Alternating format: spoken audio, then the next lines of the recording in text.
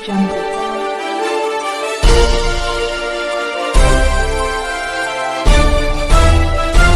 Audio.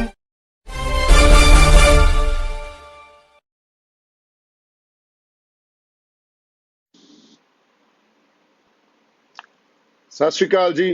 Waheguru ji का खालसा, वाहिगुरु जी की फतेह। बड़े समय बाद थोड़े नाल रूबरू हो रहे हैं।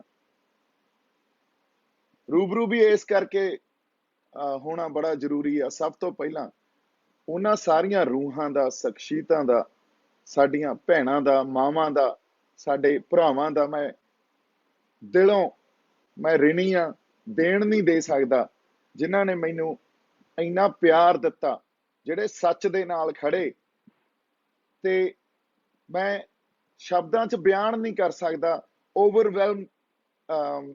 ओवरवेलमिंग ਜਿਹੜੀ ਇੱਕ फीलिंग है ये, जिन्ना तुसी प्यार दिता, जिन्ने नाल खड़े अरदासां कीतियां ते यही अरदासां कढ़ा लियाईयां। नहीं तो हजे लगदा सी भी होर टाइम लाउणा पऊगा। जिस तरह ईवन गुरुद्वारा दिल्ली गुरुद्वारा कमेटी उन्हां दी टीम, साडे आप दे बंदे, अपना खोसा बाई, अभिषेक, मनदीप, होर बंदे जिहड़े सारे नाल खड़े, वर्दियां च खड़े, वर्दी अग च नाल खड़े। लीगल हैल्प चाहे होवे, चाहे जो कोई एडवर्स सिचुएशन सी उन्हां नूं फेस कीता, तां ओह बाकमाल सी। ਜਦੋਂ ਜ਼ਮਾਨਤ ਮਿਲੀ ਆ, ਪਹਿਲੀ ਜ਼ਮਾਨਤ ਮਿਲੀ, ਤੁਸੀਂ ਉਹ ਆਰਡਰ ਪੜ੍ਹਿਓ।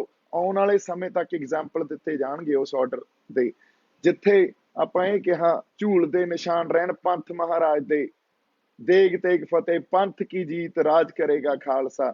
ਇਹ ਸਾਰੀਆਂ ਗੱਲਾਂ ਉਹਦੇ ਚ ਲਿਖੀਆਂ ਗਈਆਂ ਵੀ ਇਹ ਕਿਸੇ ਵੀ ਤਰ੍ਹਾਂ ਦੀ ਕੋਈ ਭੜਕਾਹਟ ਨਹੀਂ ਆ। ਇਹ ਤਾਂ ਉਸ ਅਕਾਲ ਪੁਰਖ ਵਾਹਿਗੁਰੂ ਦੀ ਸਾਨੂੰ ਖੁੱਲ੍ਹ ਆ, ਸਾਨੂੰ ਸਾਡੀ ਰਿਲੀਜੀਅਸ ਫਰੀडम ਦੀ ਖੁੱਲ੍ਹ ਆ, ਤੇ ਇਸੇ ਕਨਸਟੀਟਿਊਸ਼ਨ ਦੇ ਦਾਇਰੇ 'ਚ ਰਹਿ ਕੇ ਅਸੀਂ ਇਹ ਸਾਰੀਆਂ ਗੱਲਾਂ ਕਰ ਸਕਦੇ ਹਾਂ। ਸੋ ਬੜੀ ਵੱਡੀ ਇੱਕ ਲੜਾਈ ਲੜੀ ਆ, ਜਿਹੜੀ ਲੀਗਲ ਫਰੰਟ ਤੇ ਵੀ ਲੜੀ, ਆਪਾਂ ਸੋਸ਼ਲ ਫਰੰਟ ਤੇ ਵੀ ਲੜੀ।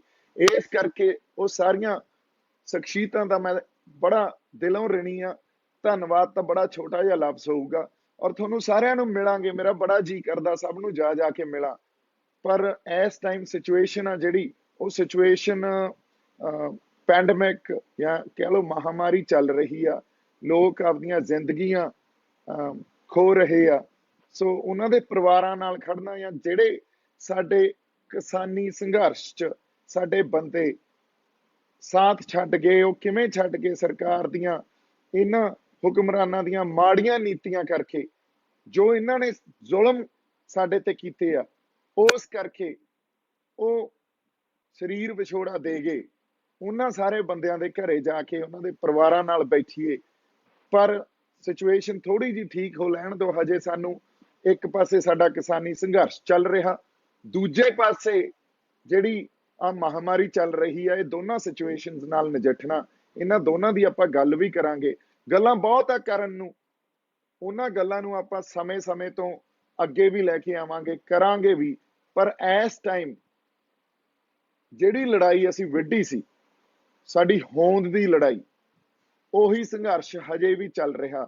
ਸੋ ਉਸ ਸੰਘਰਸ਼ 'ਚ ਸਾਨੂੰ ਇੱਕ ਗੱਲ ਜ਼ਰੂਰ ਵਾਚਣੀ ਚਾਹੀਦੀ ਆ ਵੀ ਸਾਡਾ ਮਕਸਦ ਸੀ ਸਰਕਾਰ ਨਾਲ ਲੜਨਾ, ਗਵਰਨਮੈਂਟ ਨਾਲ ਲੜਨਾ, ਤੇ ਜਿਹੜੀਆਂ ਨੀਤੀਆਂ ਆ, ਜਿਹੜੇ ਨਵੇਂ ਕਾਨੂੰਨ ਬਣਾਏ ਆ, ਉਹਨਾਂ ਨੂੰ ਰੱਦ ਕਰਾਉਣਾ, ਉਸ ਸੰਘਰਸ਼ ਨੂੰ ਜਿੱਤਣਾ। ਉਸੇ ਮਕਸਦ ਤੇ ਅਸੀਂ ਕਾਇਮ ਰਹੀਏ। ਆਪਸ 'ਚ ਅਸੀਂ ਨਾ ਉਲਝੀਏ, ਨਾ ਇੱਕ ਦੂਜੇ ਤੇ ਤੌਹਮਤਾਂ ਲਾਈਏ। ਬੜਾ ਕੁਝ ਕਹਿ ਸੁਣ ਲਿਆ, ਹੁਣ ਮੈਨੂੰ ਲੱਗਦਾ ਸਾਨੂੰ ਇੱਕ ਵਾਰੀ ਫੇਰ ਇਕੱਠੇ ਹੋ ਜਾਣਾ ਚਾਹੀਦਾ, ਏਕੇ 'ਚ ਰਹਿਣਾ ਚਾਹੀਦਾ। ਕਿਉਂ? ਔਰ ਮਾਹੌਲ ਨੂੰ ਬੜਾ ਹੀ ਸਾਨੂੰ ਕੰਜੇਨੀਅਲ, ਇੱਕ ਸਹਿਜ ਤੇ ਫਰੈਂਡਲੀ ਬਣਾ ਲੈਣਾ ਚਾਹੀਦਾ। ਇਹ ਬੜੀ ਜ਼ਰੂਰਤ ਹੈ ਇਸ ਵੇਲੇ ਸਾਡੀ, ਕਿਉਂਕਿ ਹੋਂਦ ਦੀ ਲੜਾਈ ਲੜ ਰਹੇ ਹਾਂ। ਤੇ ਜਦੋਂ ਐਡਾ ਵੱਡਾ ਮਕਸਦ ਲੈ ਕੇ ਤੁਰੇ ਹੋਈਏ, ਉਦੋਂ ਨਿੱਜ ਨਹੀਂ ਦੇਖੀਦੇ, ਜਾਂ ਜਥੇਬੰਦਕ ਢਾਂਚੇ ਦੇ ਵੀ ਜਿਹੜੇ ਸਵਾਰਥ ਆ ਉਹ ਨਹੀਂ ਦੇਖੀਦੇ, ਉਹ ਤੋਂ ਵੀ ਉੱਤੇ ਉੱਠਣਾ ਪੈਂਦਾ। ਤੇ ਸਾਨੂੰ ਇਹ ਕਰਨਾ ਪਊਗਾ। ਇਹੀ ਸਾਨੂੰ ਸਾਡੇ ਗੁਰੂਆਂ ਨੇ, ਸਾਡੇ ਰਹਿਬਰਾਂ ਨੇ ਸਿਖਾਇਆ ਸੀ। ਕੱਲਾ ਸਿਖਾਇਆ ਨਹੀਂ, ਕੱਲਾ ਕਿਹਾ ਨਹੀਂ, ਕਰਕੇ ਦਿਖਾਇਆ ਸੀ। ਤੁਸੀਂ ਇਹ ਵੇਖੋ, ਇਸ ਵੇਲੇ ਮਹਾਮਾਰੀ ਚੱਲ ਰਹੀ ਆ। ਇਸ ਮਹਾਮਾਰੀ 'ਚ ਜਿਸ ਤਰ੍ਹਾਂ ਗੁਰਦੁਆਰਾ ਸਾਹਿਬ ਦੇ ਬਾਹਰ ਆਕਸੀਜਨ ਦੇ ਲੰਗਰ ਲੱਗੇ ਆ, ਜਿਵੇਂ ਸਰਦਾਰ ਰਵੀ ਸਿੰਘ ਖਾਲਸਾ ਏਡ ਵਾਲੇ ਜਾਂ ਹੋਰ ਬਹੁਤ ਸਿੱਖ ਜਥੇਬੰਦੀਆਂ ਤੁਸੀਂ ਵੇਖੋ, ਉਹਨਾਂ ਨੇ ਬਾਹਰੋਂ ਮਸ਼ੀਨਾਂ ਵੀ ਭੇਜੀਆਂ, ਆਕਸੀਜਨ ਵਾਲੀਆਂ ਸਿਲੰਡਰਸ ਵੀ ਭੇਜੇ ਆ। ਬ੍ਰਿਟਿਸ਼ 에ਅਰਵੇਜ਼ ਨਾਲ ਟਾਈ ਅਪ ਕਰਕੇ ਉਹਨਾਂ ਨੇ ਉੱਥੋਂ ਫਲਾਈਟ ਰਾਹੀਂ ਭੇਜ ਰਹੇ ਆ। ਇਹ ਸਾਡੀਆਂ ਪਿਰਤਾਂ ਜਿਹੜੀਆਂ ਸਾਡੇ ਗੁਰੂ ਪਾ ਗਏ, ਇਹ ਸਾਡੀਆਂ ਰਵਾਇਤਾਂ, ਅਸੀਂ ਬਹੁਤ ਕੁਝ ਛੱਡ ਗਏ ਹੋਵਾਂਗੇ, ਪਰ ਮਾਣ ਆ ਮੈਨੂੰ ਸਾਡੀ ਕੌਮ ਤੇ ਵੀ ਅਸੀਂ ਉਹਨਾਂ ਪਿਰਤਾਂ ਨੂੰ, ਉਹਨਾਂ ਰਵਾਇਤਾਂ ਨੂੰ ਤੇ ਸਾਡੀ ਸੇਵਾ ਭਾਵਨਾਵਾਂ ਨੂੰ ਹਜੇ ਤੱਕ ਨਹੀਂ ਛੱਡਿਆ। ਕਿਉਂ? ਇਹ ਕਿਸੇ ਖਿਲਾਫ ਚੋਂ ਪ੍ਰਗਟ ਨਹੀਂ ਹੋਈ ਗੱਲ, ਇਹ ਗੱਲ ਉਹਨਾਂ ਗੁਰੂਆਂ ਦੀ, ਉਹਨਾਂ ਰਹਿਬਰਾਂ ਦੀ ਕਮਾਈਆਂ ਕੀਤੀਆਂ ਹੋਈਆਂ, ਉਸ ਕਮਾਈ ਸਦਕਾ ਹੀ ਜੋ ਸਾਡੇ ਅੰਦਰ ਉਹਨਾਂ ਨੇ ਚਿਣਗਾਂ ਲਾਈਆਂ, ਜੋ ਪਿਰਤਾਂ ਉਹ ਪਾ ਗਏ, ਅੱਜ ਤੱਕ ਕਾਇਮ ਆ। ਔਰ ਅੱਜ ਸਾਰੀ ਦੁਨੀਆ ਇੱਕ ਵਾਰੀ ਫੇਰ, ਜਿਵੇਂ ਇਸ ਕੌਮ ਨੇ, ਸਾਡੇ ਸਾਰੇ ਪੰਜਾਬ ਨੇ ਸੰਘਰਸ਼, ਮੈਂ ਹਮੇਸ਼ਾ ਕਹਿੰਦਾ ਸੀ ਕੱਲਾ ਪੰਜਾਬ ਤੱਕ ਨਹੀਂ ਆ, ਇਹਦੀ ਲੋਕਲ ਸਿਗਨੀਫੀਕੈਂਸ ਨਹੀਂ ਆ, ਇਹ ਨੈਸ਼ਨਲ ਸਿਗਨੀਫੀਕੈਂਸ ਵੀ ਨਹੀਂ ਆ, ਇਹ ਗਲੋਬਲ ਆ। ਤੇ ਅਸੀਂ ਉੱਥੋਂ ਤੱਕ ਪਹੁੰਚੇ, ਔਰ ਬੜਾ ਬਦਨਾਮ ਕੀਤਾ ਗਿਆ, ਬੜਾ ਕੁਝ ਕਿਹਾ ਗਿਆ, ਪਰ ਫਿਰ ਵੀ ਇੱਕ ਵਾਰੀ ਸੱਚ ਸਾਹਮਣੇ ਆ ਗਿਆ। ਤੇ ਜੇ ਆਪਾਂ ਇਹ ਕਹੀਏ ਵੀ ਸਾਰੀ ਦੁਨੀਆ ਨੇ ਇਹ ਗੱਲ ਮੰਨੀ, ਔਰ ਅੱਜ ਵੀ ਇਸ ਮਹਾਮਾਰੀ 'ਚ ਇਹ ਗੱਲ ਮੰਨ ਰਹੀ ਆ ਵੀ ਜਿਹੜੀ ਸਿੱਖ ਕੌਮ ਆ, ਉਹਨਾਂ ਦਾ ਧਰਮ, ਉਹਨਾਂ ਦੀਆਂ ਰਵਾਇਤਾਂ, ਉਹਨਾਂ ਦਾ ਫਲਸਫਾ ਉਹ ਨਿਆਰੇ ਆ। ਇਹਨਾਂ ਤੋਂ ਸਿੱਖੋ। ਬਹੁਤ ਲੋਕ ਜਿਹੜੇ ਬਾਹਰਲੀਆਂ ਸਟੇਟਾਂ ਦੇ, ਅਮਰੀਕਾ 'ਚ, ਕੈਨੇਡਾ 'ਚ, ਉਹਨਾਂ ਦੇ ਗਵਰਨਰਸ ਆ, ਉਹ ਵੀ ਇਹ ਗੱਲ ਕਹਿ ਰਹੇ ਆ ਵੀ ਇਸ ਕਮਿਊਨਿਟੀ ਤੋਂ ਸਿੱਖੋ। ਕਿਉਂ? ਕਿਉਂਕਿ ਜਰਮਾਨੇ ਦੀ ਭਖਿਆ ਤੇ ਗਰੀਬਾਂ ਦੀ ਰੱਖਿਆ। ਕਿਉਂ? ਕਿਉਂਕਿ ਨਿਰਭਉ ਤੇ ਨਿਰਵੈਰ।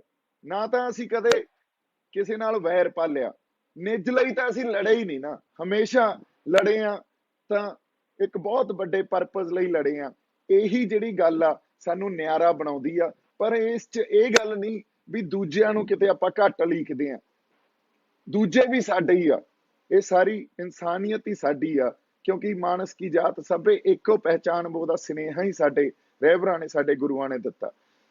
ਅਗਲੀ ਗੱਲ, ਜਦੋਂ ਆਪਾਂ ਸੰਘਰਸ਼ ਦੀ ਕਰਦੇ ਆ, ਸੰਘਰਸ਼ ਦੀ ਗੱਲ 'ਚ ਵੀ ਸਾਨੂੰ ਇੱਕ ਗੱਲ ਸਿੱਖਣੀ ਪਊਗੀ। ਅਸੀਂ ਉਸ ਸਰਕਾਰ ਦੇ ਅਗੇਂਸਟ ਜਾਂ ਉਹਨਾਂ ਹੁਕਮਰਾਨਾਂ ਦੇ ਅਗੇਂਸਟ ਲੜ ਰਹੇ ਆ ਜਿਨ੍ਹਾਂ ਨੇ ਹਜੇ ਤੱਕ ਇੱਕ ਫਾਸਿਜ਼ਮ ਨੂੰ, ਇੱਕ ਫਾਸਿਸਟ ਕਨਸਟੀਟੂਐਂਸੀ ਤਿਆਰ ਕੀਤੀ ਆ। ਉਹਨਾਂ ਨੇ ਕਦੇ ਕਿਸੇ ਦੀ ਮਾੜੀ ਜੀ ਗੱਲ ਵੀ ਨਹੀਂ ਮੰਨੀ। ਉਹ ਵੱਖਰੀ ਗੱਲ ਆ ਵੀ ਅਸੀਂ ਜਿਸ ਤਰ੍ਹਾਂ ਇਸ ਸੰਘਰਸ਼ ਨੂੰ ਵਿੱਢਿਆ ਸੀ, ਫਿਰ ਇਸ ਸੰਘਰਸ਼ ਨੂੰ ਅਸੀਂ ਦਿੱਲੀ ਤੱਕ ਪਹੁੰਚਾਇਆ ਸੀ, ਫਿਰ ਨੈਸ਼ਨਲੀ ਪਹੁੰਚਾਇਆ, ਫਿਰ ਇੰਟਰਨੈਸ਼ਨਲੀ ਪਹੁੰਚਾਇਆ। ਕਿਤੇ ਨਾ ਕਿਤੇ ਅਸੀਂ ਵੀ ਕੁਝ ਗਲਤੀਆਂ ਕਰ ਗਏ ਹੋਵਾਂਗੇ।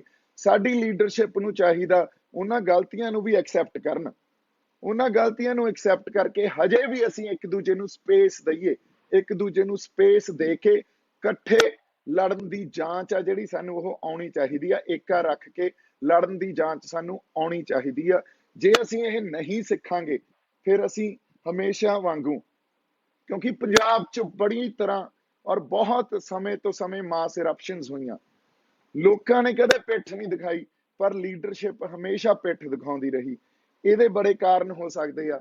ਸਟੇਟ ਅੱਜ ਦੀ ਬਹੁਤ ਪਾਵਰਫੁਲ ਹੋ ਗਈ ਆ, ਜਾਂ ਉਹਨਾਂ ਦੀ ਐਬਿਲਿਟੀ ਜਿਹੜੀ ਇਹ ਬੜੀ ਵੱਧ ਗਈ ਆ ਵੀ ਲੀਡਰਸ਼ਿਪ ਨੂੰ ਕਰਪਟ ਕਰ ਸਕਦੇ ਆ ਉਹ ਕਿਸੇ ਨਾ ਕਿਸੇ ਤਰ੍ਹਾਂ। ਇਹਦਾ ਇੱਕ ਰੀਜ਼ਨ ਜਿਹੜਾ ਕੈਪੀਟਲਿਜ਼ਮ ਆ, ਕੈਪੀਟਲਿਸਟਿਕ ਸੁਸਾਇਟੀ ਹੋ ਗਈ ਆ, ਜਿਸ ਤਰ੍ਹਾਂ ਦੇ ਲੋੜਾਂ ਵਧਾ ਕੇ ਬੈਠੇ ਆ ਅਸੀਂ, ਜਿਵੇਂ ਕੰਜ਼ਿਊਮਰਿਜ਼ਮ ਆ ਗਿਆ, ਉਹ ਵੀ ਹੋ ਸਕਦਾ ਕਿਉਂਕਿ ਪੈਸੇ ਤੇ ਬੜੇ ਵੱਡੇ ਵੱਡੇ ਡਿੱਗ ਪੈਂਦੇ ਆ, ਜਾਂ ਅਹੁਦਿਆਂ ਤੇ ਬੜੇ ਵੱਡੇ ਵੱਡੇ ਡਿੱਗ ਪੈਂਦੇ ਆ। ਪੁਰਾਣੀ ਲੀਡਰਸ਼ਿਪ ਆਏ ਨਹੀਂ ਹੁੰਦੀ ਸੀ।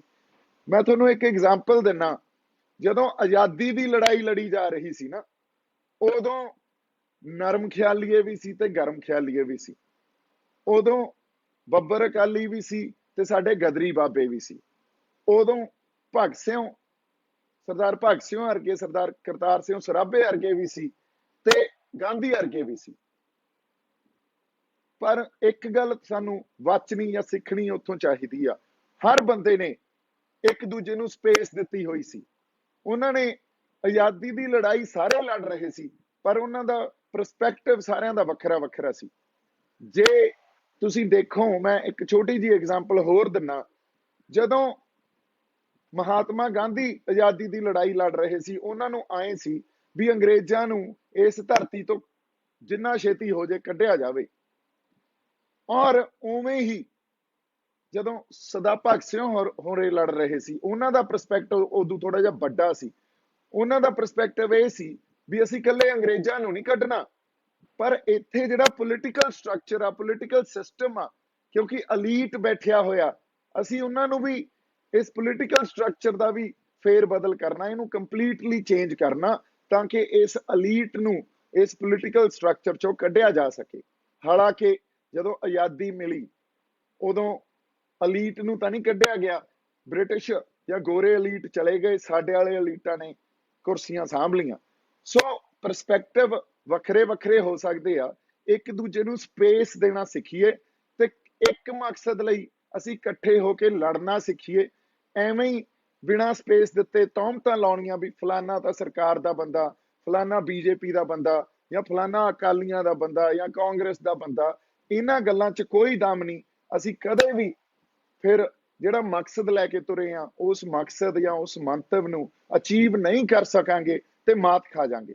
ਹੁਣ ਸਾਡਾ ਅੰਦੋਲਨ, ਅਸੀਂ ਕਹਿੰਦੇ ਆ ਹੋਂਦ ਦੀ ਲੜਾਈ ਲੜ ਰਹੇ ਹਾਂ, ਔਰ ਹੋਂਦ ਦੀ ਲੜਾਈ ਉਸ ਵਹਿਣ ਦੇ ਉਲਟ ਲੜ ਰਹੇ ਹਾਂ ਅਸੀਂ, ਜਿਹੜਾ ਵਹਿਣ ਕੱਲਾ ਇਸ ਦੇਸ਼ 'ਚ ਨਹੀਂ ਚੱਲਦਾ, ਉਹ ਦੁਨੀਆ ਦਾ ਵਹਿਣ ਬਣਿਆ ਹੋਇਆ। ਕੈਪੀਟਲਿਜ਼ਮ, ਜਿਹੜੀ ਨਵੀਂ ਪਾਲਿਸੀ ਜਾਂ ਨਵੇਂ ਕਾਨੂੰਨ ਆਏ ਆ, ਉਹ ਕੈਪੀਟਲਿਜ਼ਮ ਤੇ ਹੀ ਆਧਾਰਿਤ ਆ। ਤੇ ਜੇ ਅਸੀਂ ਇਸ ਪਰਸਪੈਕਟਿਵ ਨੂੰ ਥੋੜਾ ਜਿਹਾ ਵੱਡਾ ਕਰਾਂਗੇ, ਅਸੀਂ ਇਹ ਵੈਸਟ 'ਚ ਦੇਖਿਆ, ਦੁਨੀਆ 'ਚ ਦੇਖਿਆ ਵੀ ਜਿੱਥੇ ਜਿੱਥੇ ਕੈਪੀਟਲਿਜ਼ਮ ਗਿਆ, ਜਿੱਥੇ ਜਿੱਥੇ ਗਿਆ, ਜੇ ਉਹਦੇ ਤੇ ਲਗਾਮ ਨਾ ਪਾਈ ਗਈ ਜਾਂ ਉਹਦੇ ਤੇ ਚੈਕਸ ਐਂਡ ਬੈਲੈਂਸਿਸ ਨਾ ਰੱਖੇ ਗਏ, ਉੱਥੇ ਉੱਥੇ ਉਹਨਾਂ ਧਰਤੀਆਂ ਤੇ ਉਹਨਾਂ ਦੇਸ਼ਾਂ 'ਚ ਉਹ ਇੰਸਟੀਟਿਊਸ਼ਨਸ ਹੀ ਖਤਮ ਕਰ ਦਿੰਦਾ।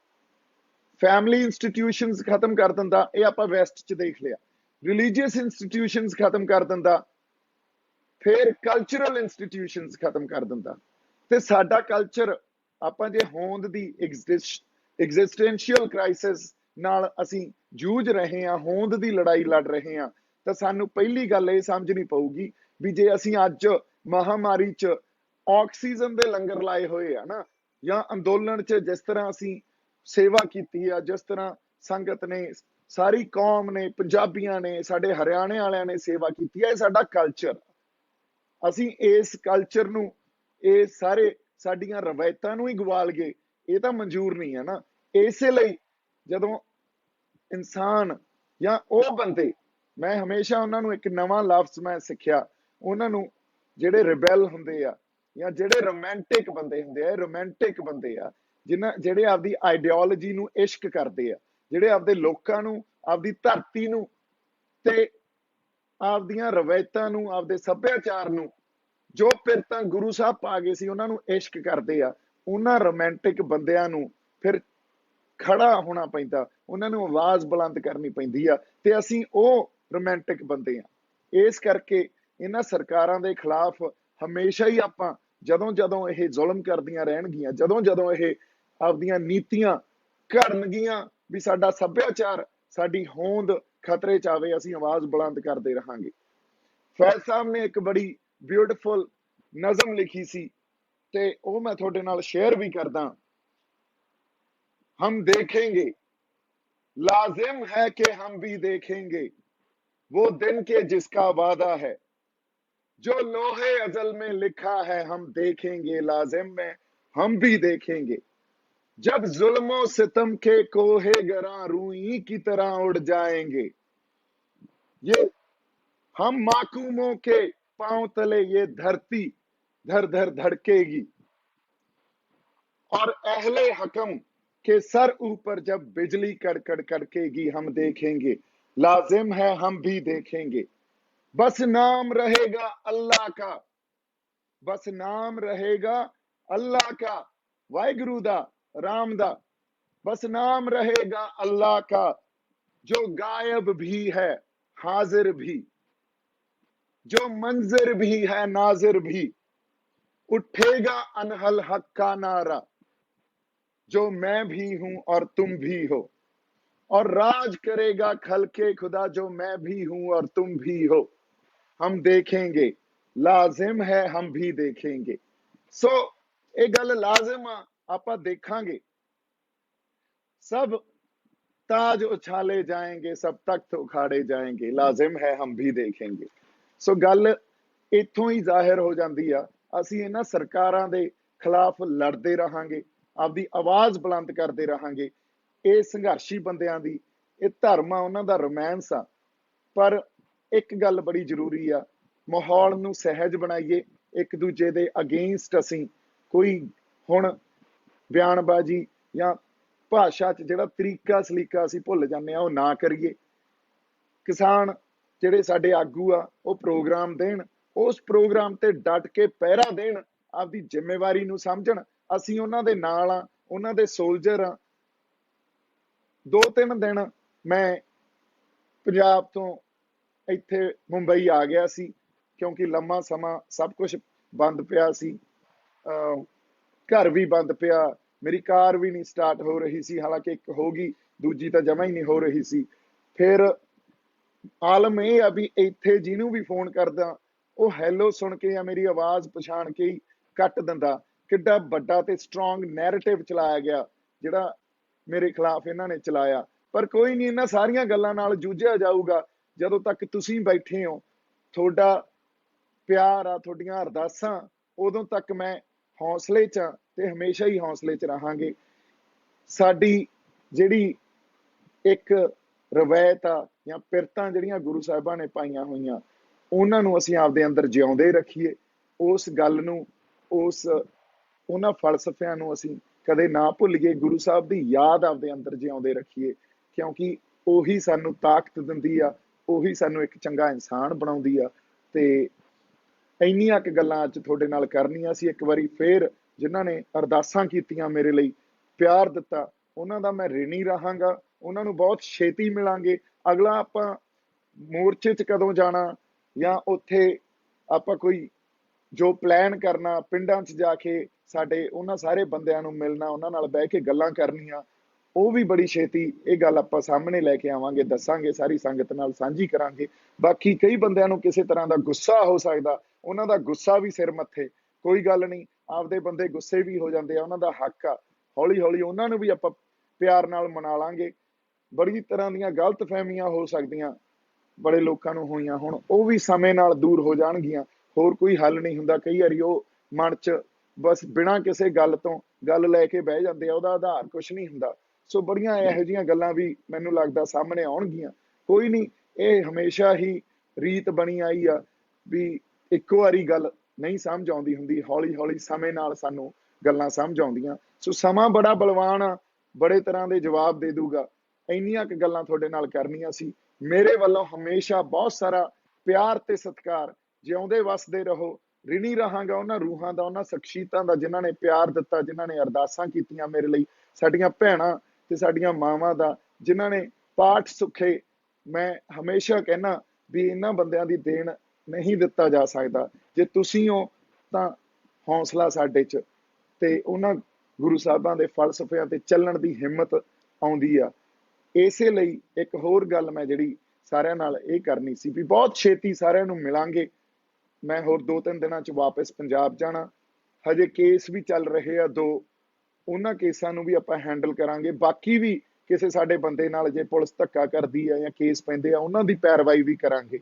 ਸੋ ਜੇ ਕੋਈ ਹੋਰ ਗੱਲਬਾਤ ਕਰਨੀ ਹੋਵੇ, ਮੈਨੂੰ ਜਦੋਂ ਪਲੀਜ਼ ਮੈਸੇਜ ਕਰ ਸਕਦੇ ਹੋ। I'm always here, and let's be together. That's how we should be now, because we are fighting literally a war against the government. A war in a sense that the way this policy making and the way new policy they have introduced. When I said policy, means 3 farm laws. We have to protest. We started protesting against it, and it actually is our existential crisis. Hond di ladai hai. So let's be together. Let's stay together. It's okay if sometimes our ideologies don't match, but let's give space to each other. That's how it should be. Lots of respect, love to all of you. ਜਿਉਂਦੇ ਵਾਸਤੇ ਰਹੋ। ਸਤਿ ਸ਼੍ਰੀ ਅਕਾਲ ਜੀ। ਵਾਹਿਗੁਰੂ ਜੀ ਕਾ ਖਾਲਸਾ, ਵਾਹਿਗੁਰੂ ਜੀ ਕੀ ਫਤਿਹ।